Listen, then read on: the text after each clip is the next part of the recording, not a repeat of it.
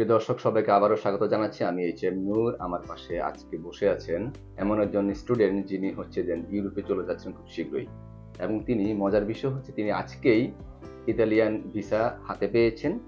এই যে ভিসাটি, এই পাসপোর্টে সেই ভিসাটি আছেন। আমি প্রথমেই ভিসাটি শেয়ার করে নিচ্ছি। এই যে ভিসাটি, তিনি আজকেই এম্বাসি থেকে পাসপোর্টটি কালেক্ট করেছেন এবং ভিসাটি পেয়েছেন। এবং আপনাকে আমার পক্ষ থেকে এবং সানরাইজ এডুকেশন কনসালটেন্টের পক্ষ থেকে অনেক অনেক শুভেচ্ছা এবং স্বাগত জানাচ্ছি। ধন্যবাদ। জি, তিনি যাচ্ছেন ইউনিভার্সিটি অফ ক্যাসিনোতে যাচ্ছেন গ্রাজুয়েশন করতে। তো আমরা আজকে সরাসরি আরিফ মাহমুদ তারিফের মুখ থেকে শুনবো আমাদের সাথে জার্নির যে অভিজ্ঞতাটা, বিশেষ করে সানরাইজ এডুকেশন কনসালটেন্টের যে সাথে তার যে জার্নির অভিজ্ঞতাটা। আমি প্রথমেই শুনতে চাই আপনার অনুভূতিটা কি আসলে। সব অনুভূতি তো আর প্রকাশ করার মতো না। পাসপোর্টটা হাতে নিয়ে বলেন। হ্যাঁ, আজকে যখন আমি পাসপোর্টটা কালেক্ট করতে যাই, তখন আমাকে তো ভিএফএক্স অফিসার বলে যে তুমি পাসপোর্টটা চেক করে দেখো তোমার ভিসা হয়েছে কিনা। তো আমি যখন আমার অনুভূতি এমন ছিল যে আমি পাসপোর্ট পেজ উল্টাতে পারতাছি না, এমন ফিলিংস এর কারণে আমি এমন অবস্থা হয়েছিল, আমি একদম চোখ দিয়ে পানি পড়ে গেছে যে আমি যখন পাসপোর্টটা দেখি যে আমার ভিসাটা হয়েছে। অনেক কষ্টের ফল, অনেক ওয়েটিং এর ফল এইটা আর কি।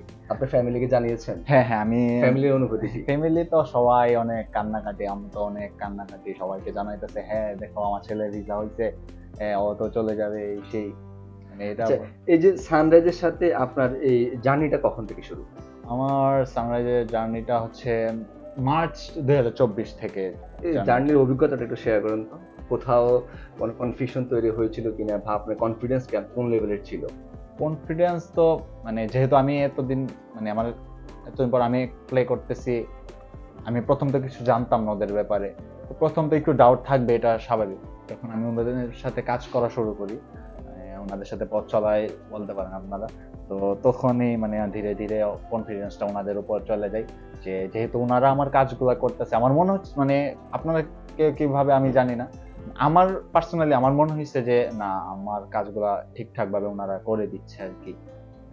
আপনি কিন্তু এই সানরাইজের সাথে জার্নির যে পথ চলার শুরুতে কিন্তু একটা, এই সানরাইজকে পাওয়ার পিছনে কিন্তু একটা ইন্টারেস্টিং ব্যাপার আছে।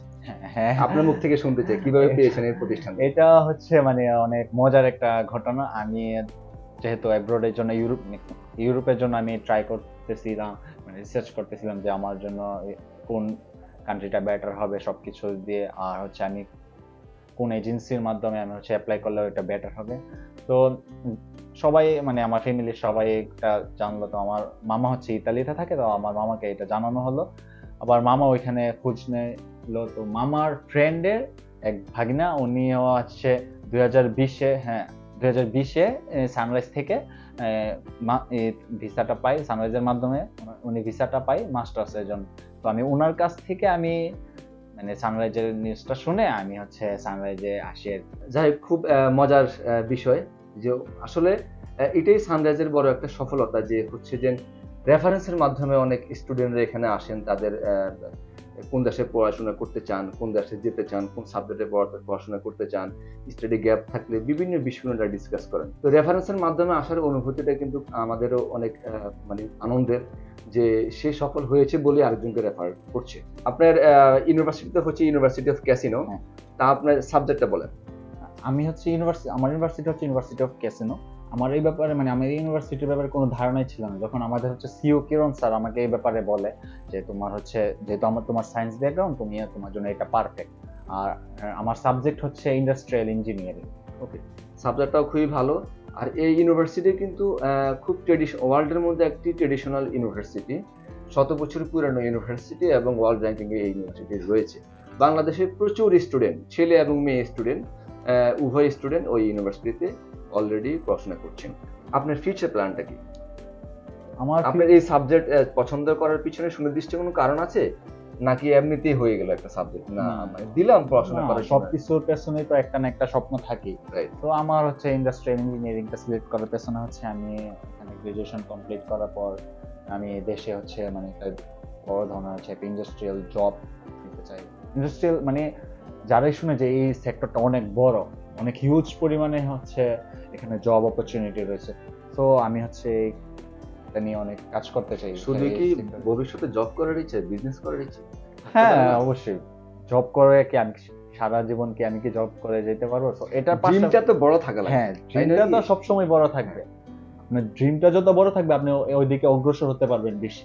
মানে আপনার কথা হচ্ছে জব করলো মানে ভালো একটা লিডিং পর্যায়ে থেকে কাজ করার সুযোগ আর রয়েছে। যেন আমি মানে এমন একটা জব করব যেন এটা দিয়ে মানুষের উপকার করতে পারি। রাইট। আর হচ্ছে এর পাশাপাশি ইনশাআল্লাহ বিজনেসের ট্রাই করব। তো আমরা আপনার উজ্জ্বল ভবিষ্যৎ কামনা করছি এবং আমাদের সাথে রেগুলার কমিউনিকেশন থাকবেন। অবশ্যই আপনি ওইখানে যাওয়ার পরও যে কোনো প্রবলেমের ফেস করেন, পরামর্শ করতে তো আইনগত কোনো নিষেধ নাই, পরামর্শ করবেন।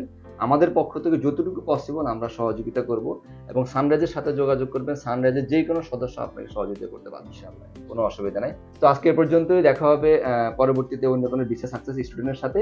আর আপনারা স্টাডি অ্যাবরড নিয়ে যে কোনো তথ্য জানতে আমাদের যে সানরাইজ এডুকেশন কনসালটেন্টের যে ইউটিউব চ্যানেল রয়েছে এবং ফেসবুক পেজটি রয়েছে, এই চ্যানেলের সাথে সংযুক্ত থাকতে পারেন, অথবা সরাসরি অফিস ভিজিট করেও আপনাদের যে কোনো পরামর্শের জন্য আপনারা কথা বলতে পারেন। ধন্যবাদ সবাইকে।